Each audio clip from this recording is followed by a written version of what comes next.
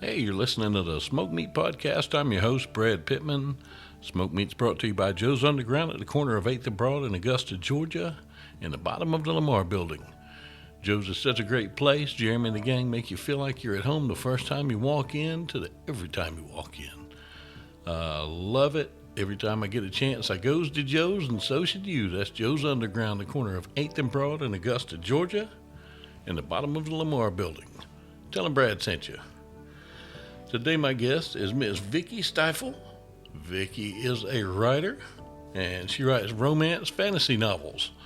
And we had such a great time talking today. She's actually got me reading two of her books right now, and we're going to do something really fun with some of the characters in them. So you just got to kind of keep your eyes peeled in the future for that. So without further ado, here we go on Smoked Meat. Hey, so how you doing today, Vicki? I'm doing great. Wonderful, wonderful. How are you doing? How are you doing, Brad? I'm just peachy. If I were any Good. better, I'd be twins. Love it. Oh yeah. Yep, yep, yep. So where are you calling me from?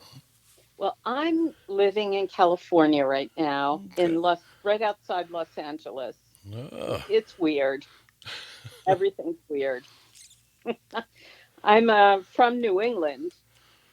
Lived there for most of my life, and my kids moved out here. My two boys. So here I am. uh, very cool. Yeah. Yeah. How did you like I saw the videos on Facebook and all those where, California had banned fireworks and then they showed the aerial view of LA and it looked like a young war with all the fireworks where people were doing. Yeah. Is People. was the video real? Was there that many people doing them? Yeah, I don't know. I haven't seen the video, but all I know is outside my house, there were lots of fireworks. Uh, It was disappointing yeah. to me because of this. You know, in New England, there are certainly dangers, natural dangers. You can have a hurricane, you can even have a tornado, I've Mm. experienced. Angela But Lansbury. that's true. Another danger in Maine, at least, definitely. But out here, there are wildfires, and I had never experienced that before. And let me tell you, they're terrifying. Yeah. Yeah, I've fought a couple of wildfires before. Not anything on that scale, but those things, those aren't They're no joke. they're monsters. All they want to do is eat. And the day I saw flames over the hill, that was interesting, to say the least. Yeah. Yeah, 'cause it'll take your house without blinking. Absolutely, I Yeah. know. Yeah. So I imagine It that is a stark contrast moving out to California from New England. Yes, there was nothing like this in New England. So the fires, I've experienced a few earthquakes, none of which were, anything much, but the first one I thought I was losing my mind because the house was rolling. It Okay. was literally rolling.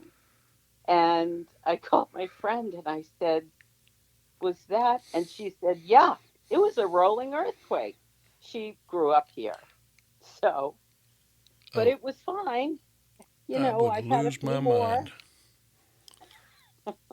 I would lose my mind. I'm not even gonna lie. Oh, it was interesting. Oh The man. wildfires scare me more. Yeah. Maybe they shouldn't, but they do. Oh, they should. They should, because they have big ones there because there's so much. One, it doesn't rain as much as it does here, and two, there's so much for them to eat. That There is. There is. One thing that's when I was, growing up, it was in New Jersey, and there were lots of trees, but not, houses too and all. Well, out here, um, the city of Los Angeles has an enormous amount of greenery to burn. It's not like New York City or Boston, yeah. where the buildings are all packed together. It's spread out with lots and lots of vegetation. There's a 5 5,000, and now, no, it's an acre. There's a 5,000 acre wilderness in the middle of the city of Los Angeles. Mm, 5,000 acre wilderness, Griffith Park. It's a wilderness I did not there, realize that. and it's in the middle of the city. So, I mean, there's greenery, there are parks, and they're all ready to happily burn. I mean, I've driven down the highway with fire, literally fire on both sides of the highway. Ooh, oh, that would Not be, on purpose. I yeah, should do that on purpose. yeah, that would be a bad thing. One day you're driving and the next minute you're in it and Yeah, you have no exit. yeah, You're on the freeway. and everybody So thinks. it's, Oh, go ahead. it, I'm sorry. no, no, it's just startling. Yeah, everybody thinks you can just drive through it. No, your car engine takes air, Right. and when the fire's sucking all the oxygen out of it, car engine ain't gonna go.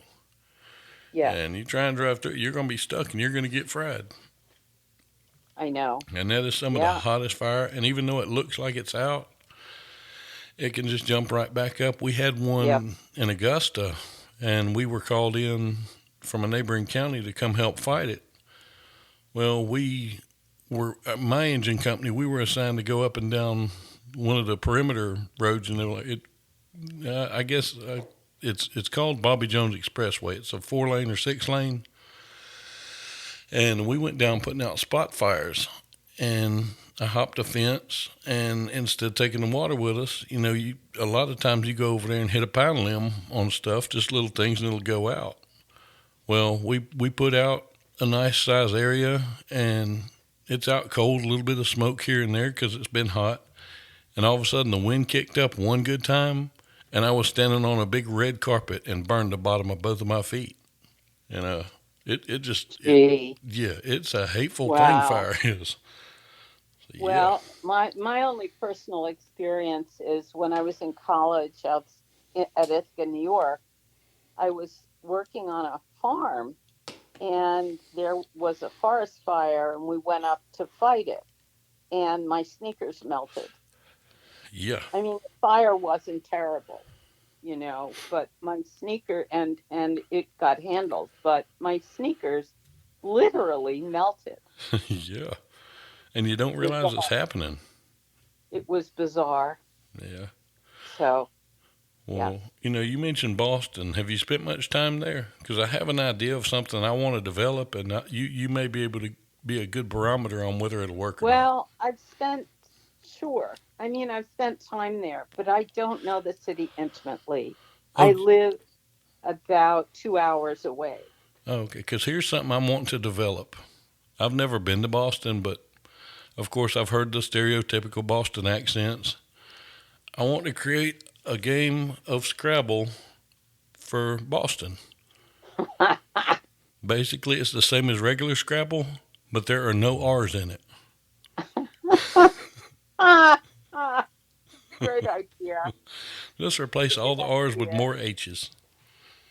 Oh my gosh. Oh man. There's a movie called, oh gosh, now I can't remember the name of it, with Sandra Bullock and Melissa McCarthy Yeah, The Heat. and The Heat. Yep, One of I my love favorites. that movie. There is a scene in there, the scene where they call her a knock. Yeah. They call her a knock, and she says she's standing there in her FBI suit, looking at this family of crazies and saying, "What's a knock?" A knock, a knock. It was one of my favorite scenes ever Yeah. because some Bostonians really do talk that way. It's not fake. Yeah, and it's funny I picked, but I would love to be able to go up there and spend some time because one thing I do know about Boston is people from there have so much pride, and that is an awesome thing. I mean, if you're from Boston, you are diehard proud to be from Boston. Yep. But, Bostonians definitely feel that way. I mean, my boys grew up in Massachusetts, and as I mentioned, they live out here now. But let me tell you, they root for the Patriots. Mm, They're the Patriots and the Red Sox. are their number one teams. Their number two are the LA Rams and I think the Dodgers, but I'm not so good at that. But they love that's it. Oh The yeah. Sox, the Pats. They're the ones, and they're proud where they come from. Oh Very yeah. proud. That's an awesome thing. Like I It's said, beautiful. It's very historic. yeah. The city, you Yeah. know. And they have Wahlburgers there, and I really want to go. I know they're popped up all over the place, but I want to go to the original one. Okay. I don't know if I've ever had one. Uh, Is that a sin? huh? Have I sinned? I don't know if I've ever had I, Wahlburgers. I don't know. I've never had one either, and I really want to try one. Well, I'll have to ask the boys. They must have. If they live up to the hype, Yeah. I'll do it for you and report back. Outstanding. Because of course, the name of the show is Smoked Meat, and I am a carnivore, and I love to cook, so I want to try them out. You must be a great husband then if you love to cook. When I'm done with this interview, I'm actually going to go find something to cook for supper for my wife and my girls. Nice. Yep. Nice. Yes, that's lovely. Your girls. Yep. Sounds like you have kiddos. I do. They're actually upstairs right now watching SpongeBob. They're 19 and 17. They're killing me. I Yep. love it. They go I from love it. SpongeBob to Criminal Minds, back to SpongeBob and the Yep. Loud House, and I'm like, Yeah, well, I've never grown up either. So, yeah. Oh, I, I'm not even close to grown up. yeah, yeah, I hear you. I'm not sure there's a point to growing up, Yeah. you know? I always said I want to grow up about 10 minutes before I die. That way I can be the wise old man on my deathbed imparting my wisdom Yeah, to the masses. I like it a lot. And Good with idea. with my luck, my last words will be, "What the hell?" And yeah, that's the way my luck runs. It won't be. So the cure for cancer is this, and Yeah, yeah, mine'll just yeah. be that. But yeah, I'm like you. Growing up's overrated. You can be responsible and do the adult things, but Oh, yeah, growing up, absolutely. I am nah. responsible. Definitely. Yeah, growing up, no, I'm good. I don't want to yet. I would I'm be with you. insane if I grew up. No, let's not. Yeah, exactly. Let's let's make a pact. That's a good pact to make. Yep, I think so. I told you this thing goes everywhere when we get kicked off. I like it. I Oh love yeah. it. You know, Well, um, I look at it this way. I love listening to podcasts, and I look up. Like I use Howie Mandel for an example. I love Howie Mandel, and he does a great show on everything he does. And I googled or put him in my podcast thing, and I listened to one, and I'm like, that was awesome. Let me listen to another. And the next day I went to work and I put him back in and found a different show, and it was the same questions. And of course, he's going to give the same answers, and you can tell he's getting so tired of those same answers every time. And no, I want people to know you as a person, and that yeah. goes a long way. Because I mean, if I want to know about your books, which we're still going to talk about your books because they sound really cool, because I am going to read them. Yes, I am. And Well, I'll send them to you. sweet. I will. But I I'll want send them. I want people to know you as a person because A, that's just cool, and B, it helps people be more invested in you. Of course, you're absolutely right. And this, That's always true. I've never You liked to do the know. interviews where I go, so where are you from? How are you doing today?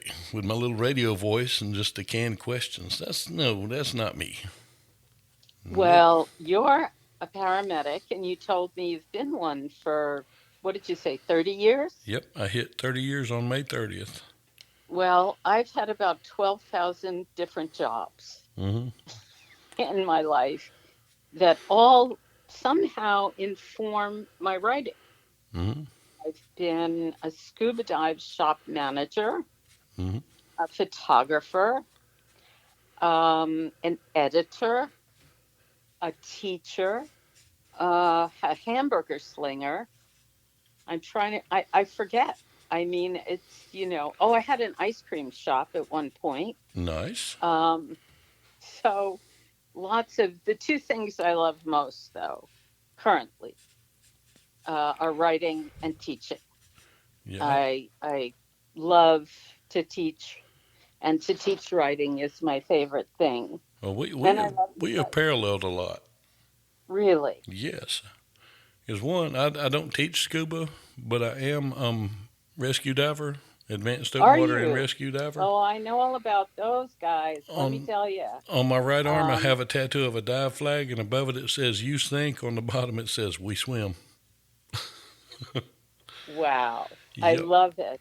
Well, Yep. a lot of rescue divers came into our shop in Massachusetts, Mhm. and that's where I met them. A lot were firefighters. Mhm. Several were policemen. Um, and it was fascinating. I wrote an article on rescue diving for the Scuba magazine, actually, dive training, and scuba diving, not rescue diving, but Mhm. scuba diving is the most amazing physical experience I've ever had. Oh, it is great. I love it. It's nowhere else in the world can you be can you fly, essentially. You're neutrally buoyant. Yeah. And I did somersaults over a 3,000-foot crevasse scuba Nice. diving. It's magic. And the fish, don't you love the fish? They're Oddly everywhere. enough, about the fish, and where I'm from just out of Augusta, is where I was born and raised at. And we have a huge lake there. It's what's called Clark's Hill, but now they call it Thurman Lake. It'll always be Clark's Hill to everybody, though. But at the dam, they have sunk a small airplane. It's for fish habitat and for divers. Wow. Well, I mean, you can dive on the plane, and there are stripers that are 2 feet long just swimming around by you. Oh, sure. But I had a friend who bought one of the small fishing rods, like the two Yeah. foot ones, Yeah. and put worms in a plastic bag in his BCD. We got down there. He sat on the wing of his plane and sat and caught a brim on the fishing pole. Wow. Yeah, he Wow. let it go, but I Yeah. thought that is awesome. You are down here Yeah. with the fish and catching them. Seriously, man. Yeah. That's pretty cool. Yeah. One of my favorite things, well, I love everything about diving. I really do. But I was nose to nose with a barracuda. Terrifying. In well, it was in Key Largo. Mm-hmm. I was diving at Key Largo, and I'm not making this up, I promise. The dive master led us there, and the barracuda's name was Psycho. And there I am, nose to nose, staring at this huge silver fish with many, many teeth. Yeah, and razor And sharp teeth. he just stared at me, and I stared at him, and then he left. He didn't do anything, but people were not on this dive. Uh, Other people were giving these fish hot dogs. Mm-hmm. So if you stick out a finger, guess what they think it is? Hot dog. Yeah. Oh no. So no, I do not. You do not bring any people food diving with you to No. feed the fish. No. It's not cool. But I love to scuba dive, and it's so cool that you're a diver and a rescue diver. Yeah, I mean, That is I, amazing, and yeah.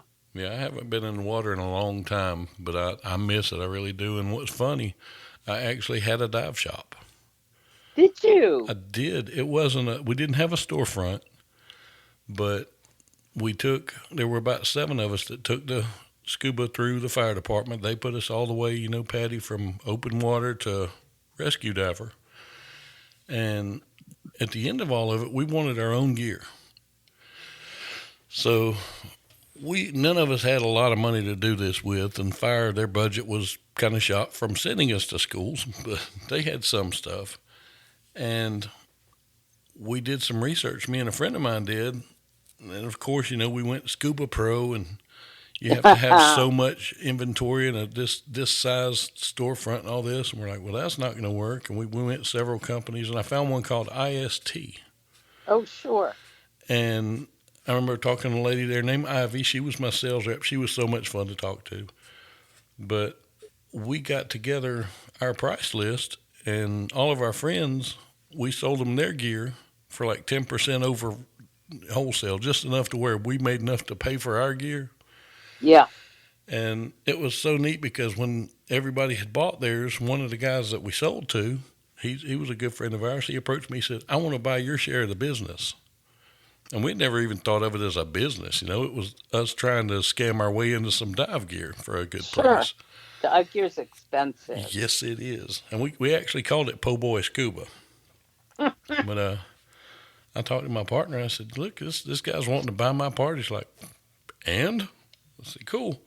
I told the guy, I said, $500 and it's yours. And he pulled out $500 so fast. I'm like, "Really, man? You're really going to buy this?" He's like, "Yeah." Well, here you go. Wow. And they sold a lot of stuff for a good while, but I mean, I got what I wanted to out of it. I got some really nice gear for a good price, so which it was free for me, so that's a really good price. That's a very good price, But you yeah, know. you teach. I've taught. I've actually taught hazmat and some other things at the State Fire Academy. Wow. Slinging Yeah. burgers. Been there, done that. When we moved up here to Fayetteville, just south of Atlanta, I had decided I was getting out of medicine and I wanted to cook. So, do you ever watch The Walking Dead? Actually, I'm scared of zombies. But you're familiar with it, right? Oh, I am. I actually worked for a restaurant called Nick and Norman's in Sonoya, which is owned by Greg Nicotero and Norman Reedus, the guy that plays Daryl Oh, Dixon. really? Yeah, you could open the Oh, back door of the restaurant and see the set. how cool. Yeah, that was really neat. That must have been fun. It was. It was a lot of fun. I had a good time with it. Wow. Oh, yeah, I know who they are. Sure. Oh No, yeah. I do have it's very odd. Vampires and shapeshifters and such, Mhm. don't, I watch that and read that. But zombies, I think it's because they're mindless, Mhm. because there isn't a sense of self. They disturb me so deeply that I do not watch or read zombie stuff. Okay. Rather irrational. I understand. I understand. Yeah, they just want to eat. That's all. They do, right. No, I appreciate their needs, but I, Still I creepy. yes. Although I did watch a show called I Zombie that was different. It wasn't scary. So that was under, but that's about it. And Mhm. Zombie I watched because it Okay. was funny. Yeah. That's I the saw a only two. movie years ago. It had Joe Piscopo and Treat Williams in it. Oh yes, Yes, Dead I Heat. yes, Dead. I Yes, I actually saw my it again about God, a I've month seen ago. that. Yeah. I have seen that, and that I think that's the movie that was written by a friend. And now I'm trying to remember his name. He's the brother of the guy who wrote Die Hard. And this Ah. is terrible, and I can't remember his name, but I watched that movie and I survived. I am actually looking right here to see who wrote this because Oh, now I'm you're doing curious. IMDb. I am doing IMDb as we speak. That's one of my very favorite apps in Terry the whole Black. world. Terry, Yep. Terry, Terry. I met him in New Orleans Mm-hmm. at a conference. Nice, nice guy. Very nice man. He was really good at dinner. We had a good time. Mm-hmm. He was a great guy, and he's the one who told me to. I can't believe you're. I have never met another person who has seen that movie. Well, it has Joe Piscopo in it, so I love Joe Yeah, Piscopo anyway. it His does. He's his great. humor is just strange enough that it fits me. Yeah, yeah. Oh, that's funny. Of all the movies to mention, I love Mm-hmm. it. Oh yeah, it's funny. I tell everybody I have more useless knowledge floating around in my head than you can shake a stick at. Do you know, I say a very similar thing. Hmm. I do. It just rattles around in there, and then, but like I couldn't remember Terry's name, shame on me, but as soon as I heard of that movie, there it was. Yep. Here's the kind of stuff I know. I know Gilligan's first name. Yep. Okay. It, I'm not quite there yet. it's Willie. You remember Lovey Howell from Gilligan's Island? I know her name. It was Agnes Wentworth. Yes. Oh, you're better than I am. Definitely. Way ahead of me, Buster. I've just had more time on my hands. I think I don't know, but man, Well, I don't know, but I do. I remember strange things too, and then they'll pop in my head and I'll think of them and think, why do I remember this? yeah, Like why do you remember that? But you just do. yeah. I believe everything we experience, no matter how small, is what makes us who we are. And I know you write and you teach writing. I've got so many ideas. I actually started writing a book 30 years ago, and Did you? yes, there's a Southern author whose name was Louis Grizzard, and he was great. And he basically did little stories about growing up in the South, and compiled them into books. He wrote for the Atlanta Journal Constitution and was syndicated all over the place. I mean, he was great, and he passed on several years ago. But I wrote a book that was kind of in his style, as kind of an homage to him, Yeah. and the name of it is called "Put Your Teeth In, Daddy, the Preacher's Coming." Yeah, Yes. and it's Well, I started long enough ago. The original stories are on a 3.5 inch floppy. yep. Yeah, I remember those too. Yes, I do. yeah. But Yeah. my big barrier is the mechanics of doing it.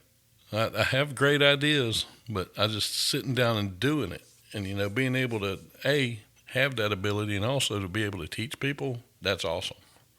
Well, part of writing is art, part inspiration, but a big, big part is craft, and that you can learn. Hmm. I mean, it makes the craft makes the writing of the novel manageable. Yeah. If I sat down and thought, okay, I'm going to write a novel and had no I didn't know the craft, it would be overwhelming. But one of the first things I do is I ask myself, I talk to my characters. For example, Brina in my current novel. What does Brina want? And that's really important because every character in the book wants something, Hmm. and then it's all manageable. It really is. I mean, I don't mean to give you a lecture on how to write a novel, Hey, but it is we all go everywhere on doable. here. It's all doable if the desire is there, the Hmm. real desire. Hmm. It's doable and it's manageable, but you just need the tools. In college, I was a English literature speech drama major, which is a mouthful. And I've always been a huge, huge reader, Yeah. and I've read thousands and thousands of books. Do you know I had no idea how to write a novel because even literary analysis, which I've done a lot, does not teach you how to put a book together. The process is quite different. Hmm. It's not, but you really can't, and this is a philosophical point more than a certain point, but um, I don't believe you can write a novel if you don't read novels. Yeah. Now, obviously, mechanically, it's possible, but every novel you've read, just like what you said about your life, every small thing in your life informs who you are. Everything you've read informs your work, your novel, Yeah. both fiction and nonfiction. So, but you can do it. You Yeah. can. Like I say, that my main hurdle is sitting down and typing this thing out. That's my main hurdle because I get in front of the computer and I get distracted so easy. Well, the goal I set for myself is 500 words a day. Mm-hmm. Now that's only 2 pages. These are 500 words double spaced a day, 2 pages. Now, to say the least, go over that goal. But at the same time, if the writing just isn't coming, no matter what, I write those two pages Mm-hmm. because I look at it like muscle memory. Learning to write is the same thing in many ways as learning to play tennis, learning to do any sport. There's muscle memory involved, obviously thinking too, but there's muscle memory. And when you get in the habit of just writing 2 pages a day, you develop that muscle memory. And then when you come back to the pages, you generally know what to do next. You know, Mm-hmm. I'm not a fan of writer's block either. Yeah. Right. Even if it's crap, even if you have to throw it out, believe me, I've thrown out thousands of words. Right. You need to, So planting yourself in your seat for 2 pages is doable. You could even write 1 page in the morning and 1 page at night, as long as you did now maybe you set a 1 page goal for your daily output, Mm-hmm. you know? So just get some super glue and glue yourself to the chair, and there you go. You can do this. I've never thought about doing it like that, and I'm going to have to give it a shot. And if I do, you're getting the first copy of my novel. That's a deal. I would love it. Yep, yep, yep. That is awesome. Because, everybody's got a story to tell, you know. Everybody does. Yes, I And, agree. yeah. I agree. Um, as a writer, unfortunately, we do get asked fairly frequently, I have this great idea. You can write it for me. It don't work that way. No, it doesn't. No. But you'd be surprised how Doing many comedy, I well, have people constantly coming. You need to put this in your bit. No, I don't. It's not mine. yeah. Yeah, it's interesting, Yeah. so I don't know, but I was going to be a musical comedy actress Mm-hmm. growing up. I grew up in the theater, professional theater, and that was all I ever wanted to do.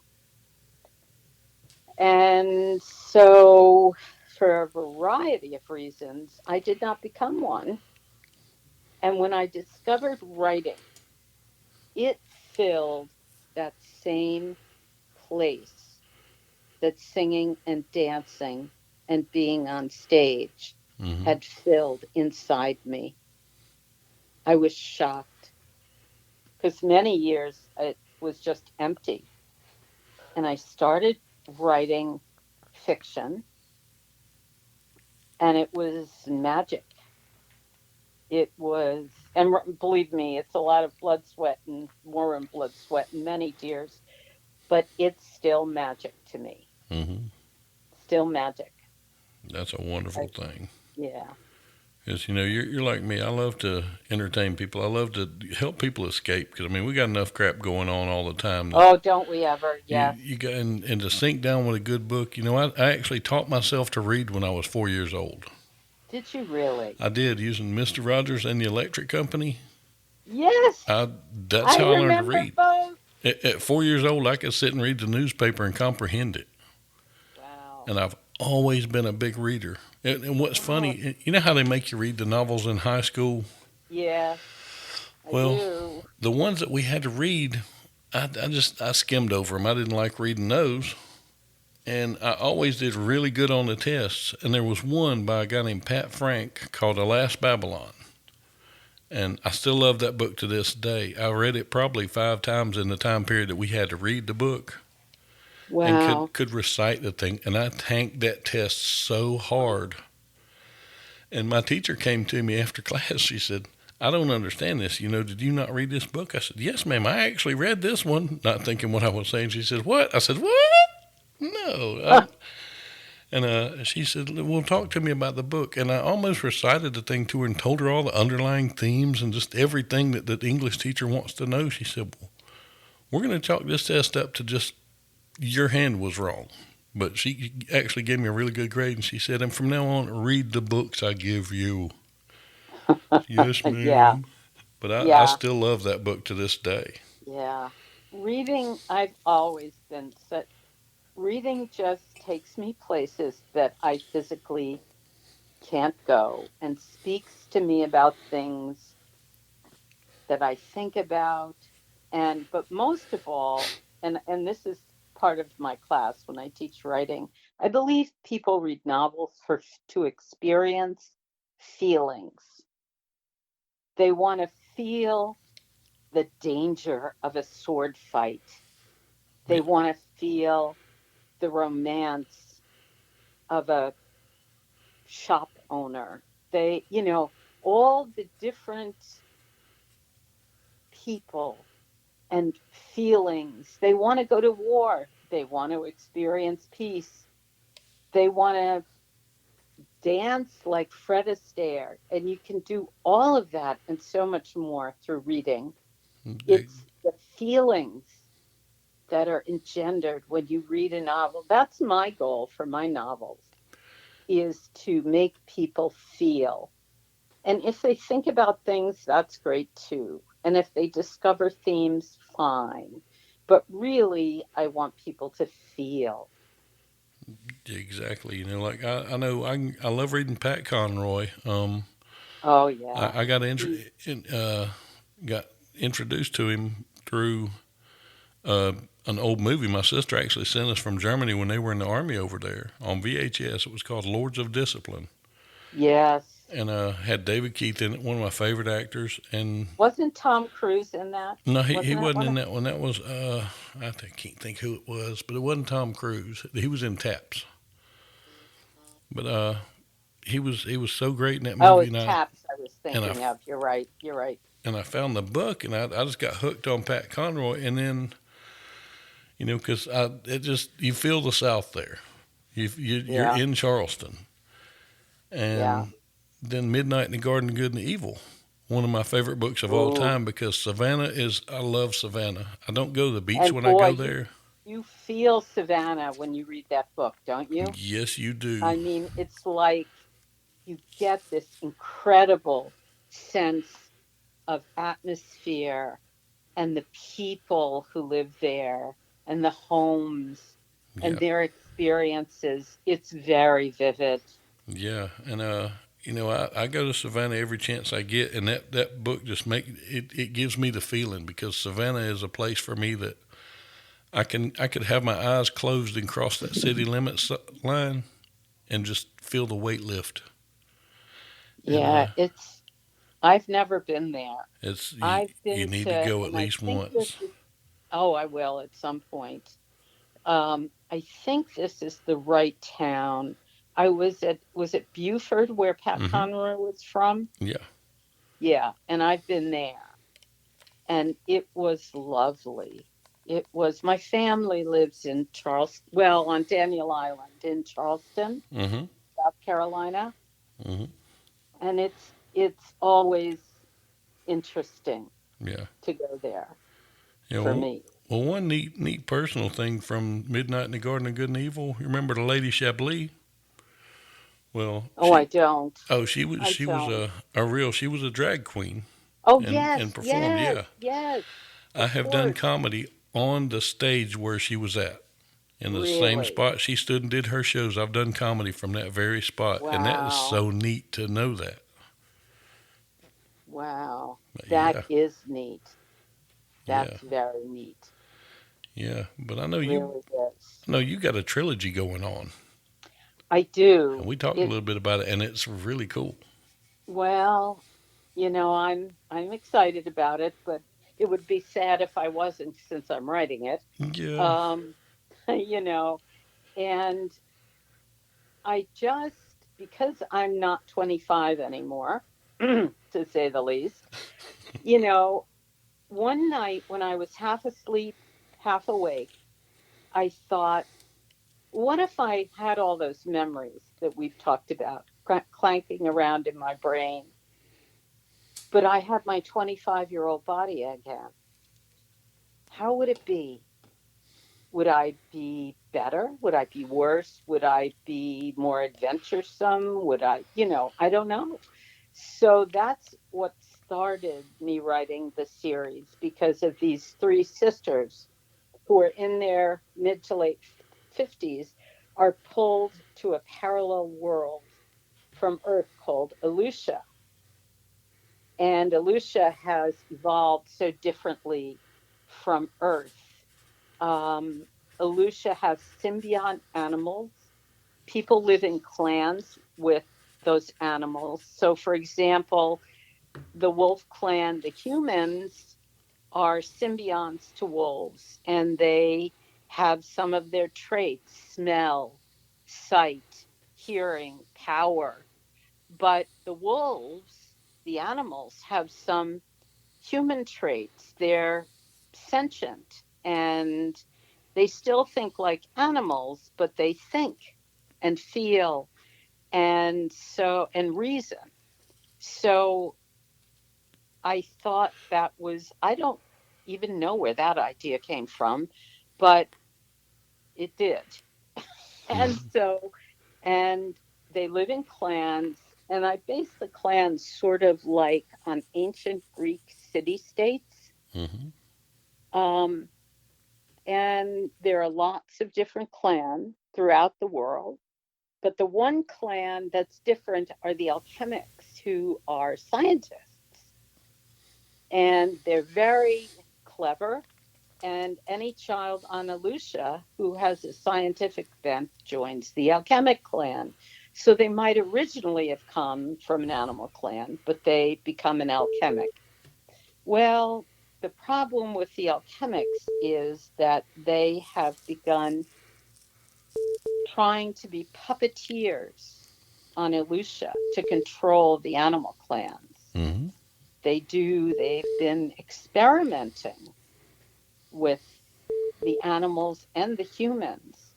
They've invented amazing technology. Their city literally floats around Elusia, but their purpose is not benevolent. Mm-hmm. And the overarching story is the animal clans gaining what they need to go after the alchemic clan to destroy its not the clan but its power over Elusia. Mm-hmm. But really it's about the three sisters who land on Elusia. They're called Made Ones, and they're very special. And these three sisters, they don't know it, but they're going to change the world. Um, but each of their stories is individual. So, Changed, which is coming out this July, is the story of Brina, who is the middle sister, and Gato, who is the cat alpha. And this all takes place, well, Change takes place sort of in the geography of Southern California, whereas Altered is farther north in California also. They both take place on the Pacific coast, although Aleutians don't call it the Pacific. Mm-hmm. So and what does Brina want? Once she realizes she's changed, what does she do? How does she act? And how does Gato, who is, I might add, you see him in the first book, you meet him in the first book, and he's quite arrogant, self possessed, talented, bright. He's got a lot of good qualities, but he's also has immeasurable problems that many of the characters in the book don't know about, um, which affect his behavior. So, and they have problems. Problems arise. In a novel, there always have to be problems, or it's incredibly short. Oh yeah. Oh yeah. So, Well, I tell you, I know I'm reading them, and normally, any books with romance in them for guys are normally, I'm not reading it. But these, you got me hooked with the stories and the different angles. You know. well, it's one of the fun things is that the three sisters, Kitlin, Brina, and Sibel, were circus performers. Mm-hmm. And Kitlin was an equestrian performer. She did tricks on horses. Mm-hmm. And Brina was a trapeze artist. And Sibel, I haven't written her book yet. I've started it. She's quite different. She's very retiring, and she was the bookkeeper, which does not sound very glamorous at all. Oh, that's the Um, power behind the curtain right there. yes, well, that is right. She is the power, and not from her bookkeeping, but she is the power behind the curtain. Oh, and one other, as I said, Alucia evolved differently. So there exist what are called mistrals, mistrals, Mm-hmm. and they're winged horses. They fly. Nice. Um, but they're not quite like Pegasus because their wings disappear into their bodies. So if you saw one, they would look like a very, very big horse. Mm-hmm. But if they need to fly, their wings come out and up they go. Somebody asked me, well, that wouldn't, physics wise, that's not possible. Well, Ana Lucia, it is I was going to say, because yeah, it is in the book. their bones are hollow like birds, but their bones are the strongest element on Lucia. So they've been hunted for their bones because there is nothing stronger or lighter on the planet. So Oh this man. you can see that I really sort of get into this world. Yeah. It's all in my head, but it's real to me. I mean, the trees, the people, the plants, you know, there's a being in, you meet her in this changed called Mother Tree. And all the trees on Aleutian, continent wise, are connected. Mm-hmm. So all the trees on Aleutian in the northwest quadrant are connected to Mother Tree.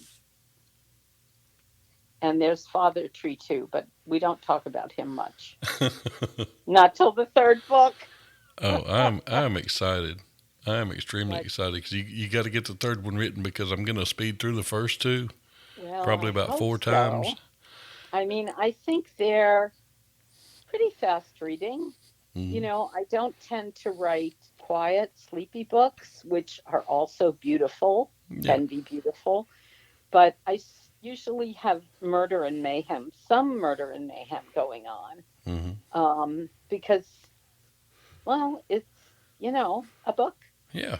So, although I did have a reader. This was in my mystery series, my mystery thriller series. The first book has a serial killer. And in Body Parts, the killer goes here and there and, is a character in the book. I mean, you meet him, but you don't know him. Mm-hmm. Um, anyway, at a signing, uh, a reader came up and said, well, well, how well do you know this serial killer? Do you know serial killers? And I had to explain that I didn't know any serial killers, which actually I'm quite pleased about. You see, here's how we're so different. You know what my answer would have been? Just one simple sentence and nothing else about it. An indictment is not a conviction. Ah, ah, yeah, no, yeah, I don't know that I'm that cool. Oh, You you're know, you're cool I, and you're cooler than the other side of my pillow. well, that's very kind, but I think you're cooler because I think like I'll think of a quip like a half hour later. Hmm. That is really not good. Oh, That is not when I should be quippy. I am quick with them. We had one of our officers broke his toe, and he came to us, and we worked on it for him and fixed it up for him. And this morning I sent him a text to find out how it was doing. And I actually got this one from Chris Rock from the movie Grown Ups, but it came to me Yeah. really quick. And I called him Toe J Simpson. That's good. Yep. I like it. I like it. But when he came to us, I said, "You don't need an ambulance. You need a tow truck." Yeah, I sort of wish I had that talent. It is not one of my talents, It, you it's a know. it's a talent and So, a curse because sometimes you see I had 2 strokes about 5 years ago, so wow. some of Oh my dear. filters are just gone, and my That's timing. probably a good thing. Oh, my timing is not always the best because one thing I can also do is I can look at somebody and instantly remember who they look like from any movie, TV show, or anything. And I had a lady that had these dreads, and she was just mad at the world about everything in the world about her situation. And the first thing that popped into my head, and I didn't say it, and I was happy, was, "Wow, the Predator's not happy," because Oh the hair dear. reminded me of Predator. And Yes. Yeah. I've got to watch Okay. myself constantly because of that. My filters are gone. Yeah, I do understand that. And yeah, Yeah. it's sometimes that happens and they pop out, Yep. and the only thing left is either to run or an apology. Oh, yeah. And 99% of the time, people laugh with me. So, because they know I'm not mean with it. I don't mean it to be No, mean, but no, I can tell you're not. I think you're very kind. I have a feeling. well, thank you, thank you, thank you. Well, I tell you, I'm so pumped to read these books. I'm going to give them to my wife too, but they're going to be worn out when she gets them. Yep. That's very, very kind. Writers want in this modern day and age, I've been writing for more than 30 years, and nowadays, so much is dependent on interviews like this Hmm. and reviews. The world has changed, Big and time. writers have to keep up with it. Um, and they really matter. And I would plea with anyone who has read a book to take just a couple minutes and write a review, maybe on Amazon or BookBub or Goodreads or Facebook. I don't know. It just has to be one or two lines. It doesn't have to be a tome, Yeah. but it really matters to writers. I'm speaking for writers, particularly of novels, but nonfiction too. You know. So sorry for the pitch, Yeah. but Hey. it's my lifeblood. You y- know, Yeah. I don't write because I think it's cute or because I'm a writer. No, I write because I must. It's something within me, and I bet, Brad, that you can relate. There's something in me that insists I do this. I fully understand. I You understand know, 100%. Like I say, doing comedy and doing these shows and everything, Yeah, I've got enough episodes right now where I can probably not record for about 3 weeks and still release an episode every couple days. But that's great. at But the it's same time, obvious I just it want to brings keep you doing them. joy. Yeah, It brings you joy, you know, and it brings something to your soul. it does, and it's really cool because I've interviewed authors, I've interviewed actors, relationship coaches, crisis counselors, you name it, and That's marvelous. each of them, I've still got their numbers in my phone. They told me keep this number, call me whenever you want Well, to, keep and mine, please. I I mean definitely it. will. I mean it. And and that's so neat that I've instead of just being okay, yeah, I think I was on that show, I can't remember. Somebody can say Brad Pittman, and like, yeah, I did his podcast. It was so much fun. I talk to him all the time. Because I have a couple of people that I talk to at least once a week, just about anything. That's so neat. And It that, really is. People are fascinating.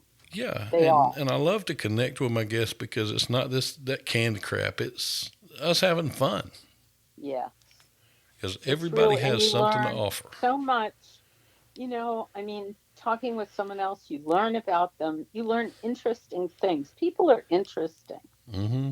And, like here you are doing this podcast, and yet you're a rescue diver, you're a paramedic, and that all just is a part of this wonderful mosaic. One thing I always told my students and tell my current students is that you are unique. And that's, well, you've heard that before. That's a cliche. Yes, but you realize no one has done a podcast the same as this. No one will write a book the way you would. Everything you do is singular. Mm-hmm. And I think that's important for people to remember, that their actions, their thoughts, they're unique. Yeah. They are not very unique, though. That's a bone I have to pick. Yeah. With people saying very unique, which I may have done it even myself, Mm-hmm. because unique means one of a kind. So you can't be very one of a kind if you're one of a kind. I'm so unique. I'm not even like myself. That's very unique. If you ever want to mess with people, just tell them you are unique, just like everyone else. That is true. That's exactly true, though. You are Yep. unique, just like everyone else. Yep. One of a kind, a one off. Yes. Well, I tell you, do you want to see unique? I have something for you to watch. Okay. Now, I do character videos on YouTube just to kind of unwind also. All of them are, there's one of them I knew who the character was before I even started. The rest of them were all, I didn't know who they were until I put on the wig and the mustaches or whatever I put on with them. But they're all one take and they're all improv. Oh, But, you have to send me a link. oh, I You have will. my number. I will. You must send me a link. But the Do one, you read do you read ebooks or paperbacks? I What do do. you read I ebooks? do. Oh, good. All right. I'll send you Altered right away. Oh, outstanding. And as soon as Changed is finished with copy edits, which is what I'm waiting for to be finished, um, I'll send you Changed. Oh, outstanding. Promise. Outstanding. But yes, the video that I did Saturday, I eat hot things also. Oh And my. one of my characters is a clown, but he is the worst clown that has ever walked the face of the earth. During my first video, he drank, it was 10 minutes long. He drank a fifth of bourbon during the first video while he was doing magic. I mean, in the video, it looked like Ah, bourbon, but it was tea because if I drank like Murray, I would die. you would, yeah, yeah, But I hear you. But when the pandemic started and everybody got on lockdown, I put out an Amazon list and I told everybody that saw it, I said, if you order something, it comes straight to me and you can pick whatever character I do and I will do that character doing whatever you want me to do with them while I'm doing this challenge. Well, a friend of mine sent me a thing called the White Chocolate Challenge. And it is a piece of white chocolate about the size of one of the Ghirardelli squares, Yeah. but it's infused with 12 of the hottest peppers in the world. Oh dear. And Oh no. Oh no. No. No. oh yeah, I got it, Oh and I no. said, all right, what do I need to do? And he wanted me to do Murray, my clown, reading the dirty parts of 50 Shades of Grey. Ah. And I had never even laid eyes on this book until I sat down to do the challenge. I sat in front of my laptop to film it, and I just typed in Dirty Shades of Grey, or 50 Shades of Grey dirty excerpts. A page popped up. It had paragraphs. I'm like, cool, okay. So I start filming, and I eat this piece of chocolate, and it's ridiculous hot. And I look at my screen to start reading, and I'm like, oh my God, this book is horrible. And oh man, and here's Murray's voice. How are you doing? This is Oh. Murray. To Ooh. hear him say the word panties is creepy. But Yeah. He's scary. it, He's. oh he I just have to hear the voice, and he's scary. oh he's not Definitely. he's not scary at all. He is just, oh man, he is different, to say the least. But I've got Oh, I'll some. have to watch. Are you still doing the challenge? I am. I'll send you a link to the Amazon list. You better. Oh I yeah, need that. I've done several. I did one called the Toe of Satan, which is a lollipop that's 9 million Scoville units, and to put that into perspective, a jalapeno is 2,000. That Oh was my. that was I'm probably the I'm hottest thing already I've had. sweating from you talking about it. That thing was like sticking my tongue to the cigarette lighter of a '73 Pinto. And Well, you're still here, so you survived. I'm very glad. oh yeah, everybody says, "Why do you do that to yourself?" Because it makes people laugh, and that's what we need right now. Yeah, we do. It's five We or 10 need. minutes of an escape for everybody to sit and go, Yep, "Holy crap!" I agree. Yep. I agree. Oh, Well, I have a character I think I want you to do. So, all right. All you gotta do is say who and what, and I can do it because I do 10,000 voices, and you name it, I do it. And wow. I Well, hit I'm going to have to wait until I send you change because okay, I'm going to have you do Gato. nice, outstanding. he, yeah, Rafe and Kit from the Altered are very interesting people. But since I'm working on Gato right now, what the book I'm working on is always my favorite, Oh yeah. and the book I'm working on is goes through many phases. It's fabulous. It's terrible. I don't know how to write. What am I doing here? Oh my Hmm. gosh, this is great. You know what I mean? It's like, Yep. you know, writers are a neurotic group. Not all, I believe me, in this, I do not speak for all writers. Hmm. I speak for myself, you know. Well, So, but yes, I would love to do your challenge. Have you to do my challenge, actually. I will do it. I'll send you that list, and Please do. let me know. Let everybody know where we can get the books at. Well, my books are on Amazon and on iBooks, Kobo, Nook. You can get a paperback on from Amazon. It's in some bookstores, but very few. Hmm. Um, I have been my mystery novels were traditionally published, and then my new my Afterworld Chronicles was bought, and the publisher was so awful. I bought the rights back Hmm. and public. I'm now independently published, which is great fun and also terrifying. But I hire editors, I hire a cover artist, everything top notch. I wouldn't want to put something out there that was didn't look and feel and taste professional. Yeah. So Well, I got a it question about the cover artists. yes. Now, all these books, looking at the covers of yours, they're awesome. They are awesome. Well, thank you. But I love the romance novel covers that are so stylized. And I remember the old ones, the Fabio ones and all Yeah, those. sure. how hard would it be to get your cover artist to do a picture of me from a picture I send or whatever into some kind of cover and get you to sign it to put on my wall of fame?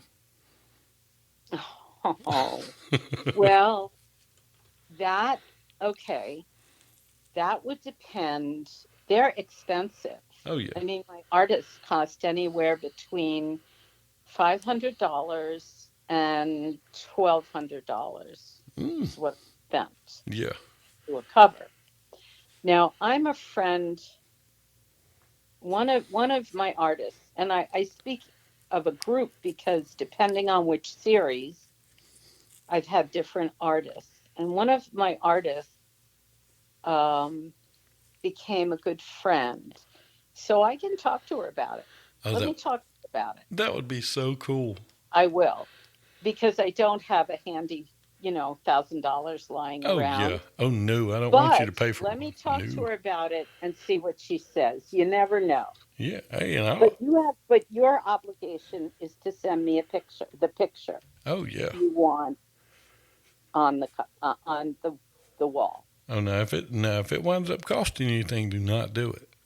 No, No. it may not. It just depends how busy she is. Yeah.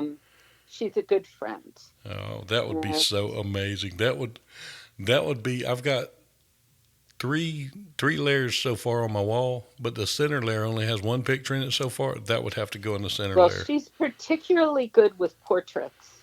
Oh man. Let's face it. She's that her name. Oh, she's the most interesting person. Her name is Isis, believe it or not, and she was born in Brazil, Mm-hmm. and she lives in Norway with her husband. I have been watching a show that's filmed in Norway. Oh, yes, she lives in the middle of, from the pictures she sent me, sort of nowhere, Uh huh. Norway. But Norway isn't huge. So, and I discovered her through a friend, another author, and she is a fabulous human being. She's just amazing. She was the cover artist for Chest of Bone and Chest of Stone. And then she moved on in her career to new and different things. So my next cover artist for Chest of Time is in Poland, and my current cover artist, Morella, is, I'm not sure where, but somewhere worldwide, because even she all of them write beautiful English, but they're also, you can tell they're not native born English speakers. Mm-hmm.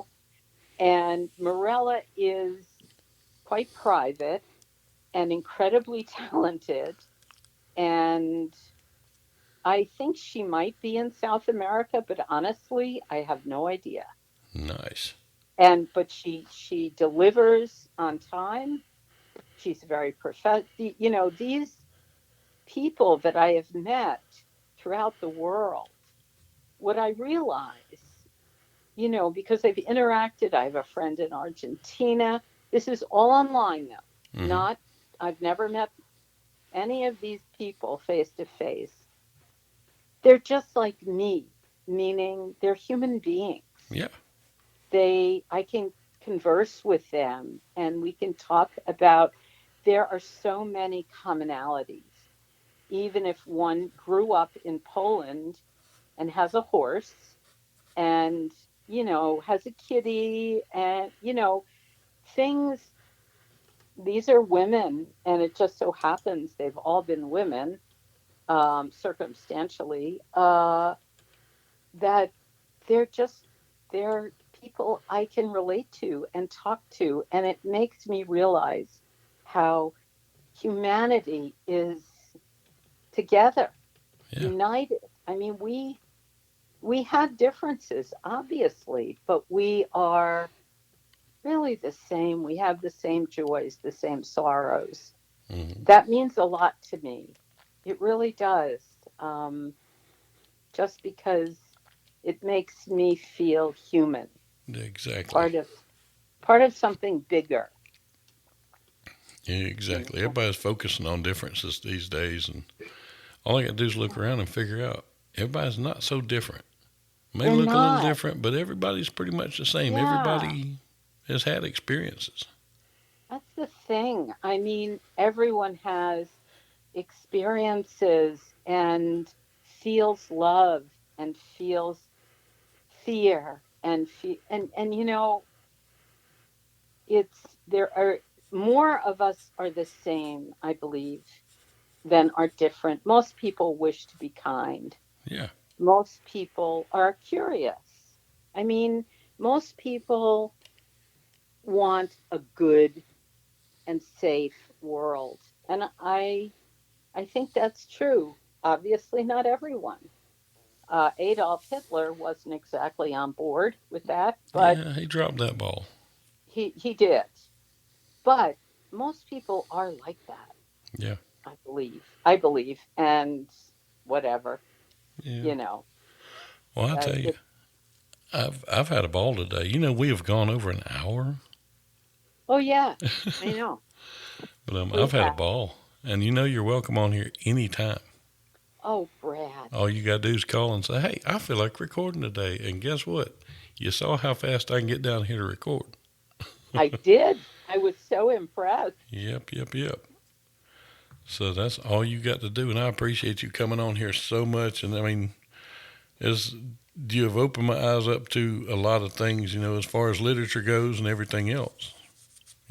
And yes, I'm putting this out there. I'm a grown man, and while I may get picked on for reading a romance novel, I'm going to read several of them. So But all of y'all can I kiss my have to tail. say, I tell every man that I meet who has, who reacts to romance novels.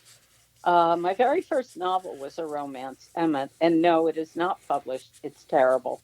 But I think, especially men who are younger or maybe unsure or who don't understand how women think or how Mhm. they perceive women think and feel, they should read a romance novel. It's all Mhm. there. It's a blueprint. Yeah. It's a blueprint for sex. It's a blueprint for how to be with a woman. It's a blueprint, and it's interesting because men don't read them. Mhm. I did have a man say to me once, this was my mystery thriller series, and there's romance in that. I mean, I wouldn't call they're not romances, but there's a Yeah. romance.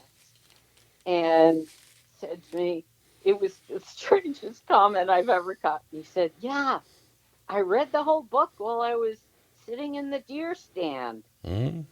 while he was out hunting." Mhm. It was just like, I have really? I have done that. I was like, you did? you know, I just never, I mean, it's a picture that I think is neat. Yeah. Like I said, That I've done cuts that. across stereotypes. I loved it. Yep. I loved it. Oh, Brett, mercy I me. must go only because I'm supposed to have a meeting at 2 o'clock my time. I realize it's much later where you are. Well, Uh, about four. but you can call me anytime, Brad. Outstanding. I want to hear more about those delightful girls who watch SpongeBob and Criminal Minds, and your lovely wife who reads romance novels. Outstanding. Yep. I will definitely give you a holler. But thank you All so much right. for coming on here. Oh, thank you, Brad. This was wonderful. It was Outstanding. lovely. Really. I feel like I made a new friend. Oh, that's such a cliche, but it's Hey, true. it's true. That's why I do this because I can make good friends. I really try and avoid cliches in my book, but I spout them all the time. It's terrible. It's terrible, but I make a point not to in my writing. Yep. Yeah. Anyway, thank you, dear man. You're lovely, and I mean, no wonder you have interviewed so many people because you are incredibly interesting and curious, Well, thank and you. those are the keys. I mean, and you're going to send me the Amazon link, correct? I am. Okay. And I'm going to send you my books. Oh, yeah, I'm going to have to get Oh. Gato down.